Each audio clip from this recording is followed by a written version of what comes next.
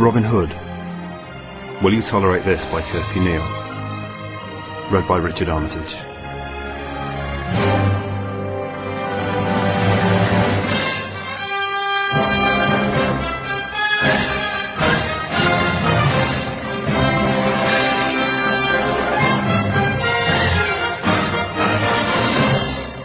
Chapter 1.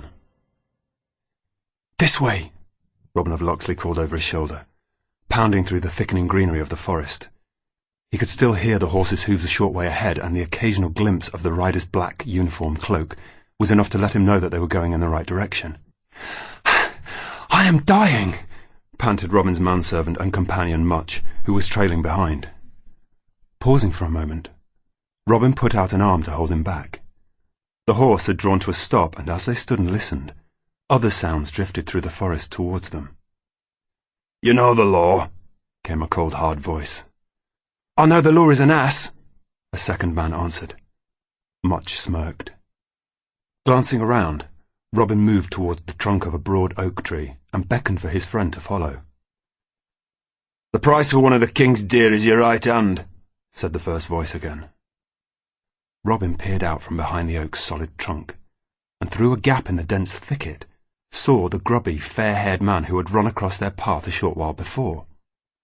Two of the uniformed sheriff's men were binding his arms and legs. A third man, still mounted, watched over them. Robin guessed he was in charge. "No!" cried the man. "Please have mercy! My wife expects a child and we have no food. She must eat or she will lose the baby." Silently, and with a growing feeling of unease, Robin adjusted his bow and pulled 3 arrows from the quiver on his back. He was beginning to fear things in England had changed greatly in the 5 years he and Much had been away, and not for the better. "We can punish you now," the chief sheriff's man said, as his prisoner began to wail again. "If you admit your guilt and save us time, the punishment is lessened. We can take a finger, but you will have no right to a trial, no defence, no appeal." I will lose a trial," the man considered. "And my hand." There was a grim pause. "Take the finger," he said.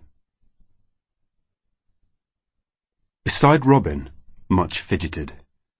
He was only half listening to what was going on in the clearing ahead. "Why must you always pick such wet hiding places?" he hissed, rubbing his hand irritably over a grass-dampened patch on the seat of his trousers. Robin didn't answer. Just 20 minutes ago, sulked Much, he'd felt positively cheerful. A song in his heart, if not, thanks to Robin's protestations, on his lips, and a head filled with delicious dreams of the feast that awaited them back at Locksley. His stomach growled again at the memory. Beef, pig, lamb. After months of travelling, they were so close to home, surely no more than a day's walk from the village.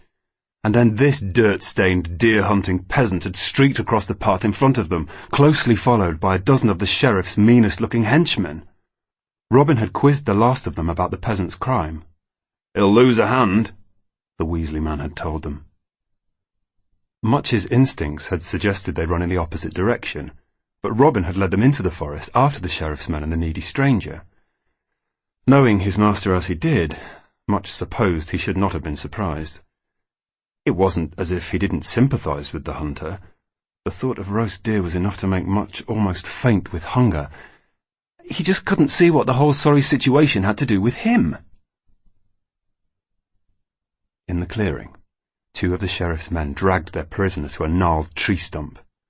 One of them was brandishing a small axe, its blade glinting dangerously in the dim, filtered forest light. Robin sensed it was almost time to act. He pulled a handful of stones from a small pouch tied at his waist and passed them to Much. "You know what to do." Much nodded. "Put your hand on here," one of the sheriff's men told the squirming prisoner. "Like this," he added, spreading his own hand flat on the tree stump to demonstrate. Sample complete. Ready to continue?